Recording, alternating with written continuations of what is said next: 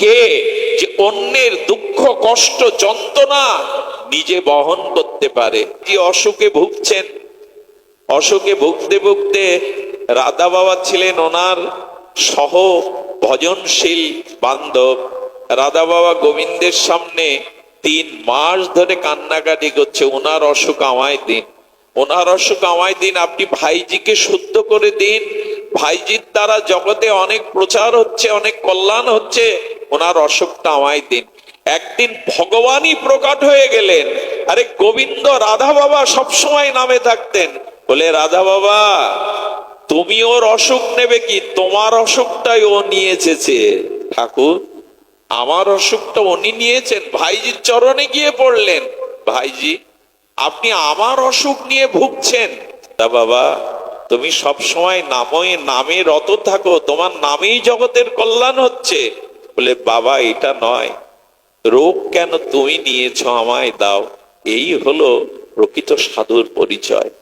রামকৃষ্ণ পরমহংসের গলায় ক্ষত রোগ হয়, ক্যান্সার হয়, রোগ সারে না, রোগ সরে। অন্য কারো রোগকেই উনি ধারণ করেছিলেন।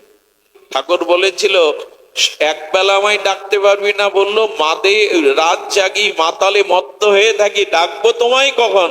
বলে দে তোর সব বকলমা দিয়ে আমায় দিয়ে দে। রোগ কি সাধুর হয়? সাধু রোগ নেয়। পর উপকার বলতে কি? লোককে দুটো কাপড় জামা টাকা এইগুলি এক মুঠো অন্ন দেওয়া না, যাতে তার কল্যাণ হয়, যাতে তার ব্যথা দূর হয়, মানুষটা যাতে শান্তি পায়, ভগবানের পদে অগ্রগতিতে এগিয়ে যেতে পারে। এই প্রেরণা দানের নামই হলো কল্যাণ। ভাগবতে রন্তি দেবজির উপাখ্যান আছে, কি নাম বললাম? রন্তি দেবজি। এনার উপাখ্যানটা বাদিয়ে রাখার মতো চিত্তে। এই রত্নী দেবজি ছিলেন প্রজাবৎসল ন্যায়বৎসল রাজা। একবার দুর্ভিক্ষ হয়ে প্রজারা না খেয়ে মরতে থাকে। উনি মন্ত্রীদের ডেকে বললেন আমার করণীয় বলো। বলো রাজভান্ডারে যা আছে খুলে দিন ওদের বাঁচাবার জন্য। রাজভান্ডারও শেষ হয়ে গেল, রাজারও কিছু নেই ঘরে, সব দিয়ে দিয়েছে অন্ন কষ্ট প্রজাদের।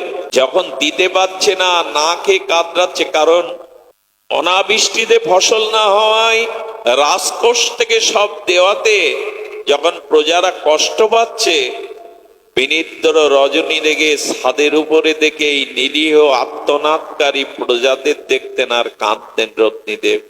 রাজার প্রজারা হলো তার সন্তান, আমার সন্তানগণ মাটিতে কাতরাবে বুভুক্ষ দুর্ভিক্ষে অন্ন কষ্টে, আর আমি রাজপ্রাসাদে শুয়ে থাকবো।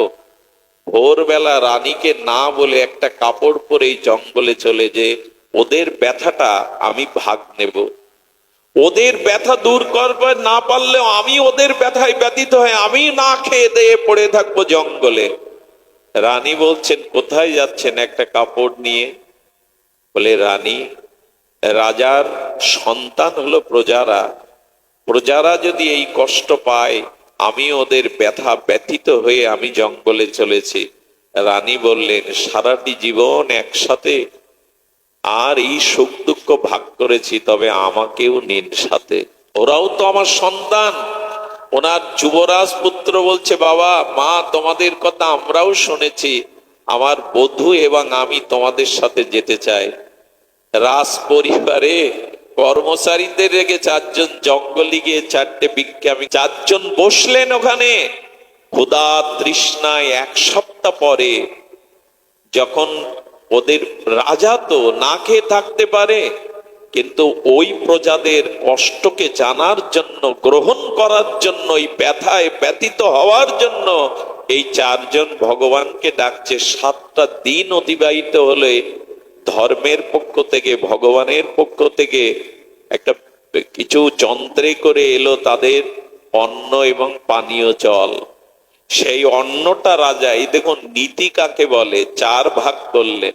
পুত্রের জন্য, পুত্রবধূর জন্য, সহধর্মিণীর জন্য, নিজের জন্য। 4 ভাগ করার পরে যখন পেতে যাবে, এক ব্রাহ্মণ জঙ্গল থেকে এসে বলছেন আমি অনেক দিন অন্ন পাইনি, বড় বুভুক্ষ। নিজের ভাগটা দিয়ে দিলেন, স্ত্রীর ভাগটা দিয়ে দিলেন, পুত্র পুত্রের ভাগ দিয়ে বৌমার ভাগটা রাখলেন। উনি পরিতৃপ্ত হয়ে আশীর্বাদ করে চলে গেলেন। হঠাৎ এক চণ্ডাল এলো, হ্যাঁ, গায়ে ভালো পোশাক নেই। চণ্ডাল বলল, আমি বুভুক্ষ, আমি খাইনি কিছু, আপনাদের তো রয়েছে। ওই যে এক ভাগ ছিল, ওই এক ভাগ যখন আবার 4 ভাগ করেছে, চণ্ডাল এসে উপস্থিত। চণ্ডালকে সেই এক ভাগ দিয়ে দিল।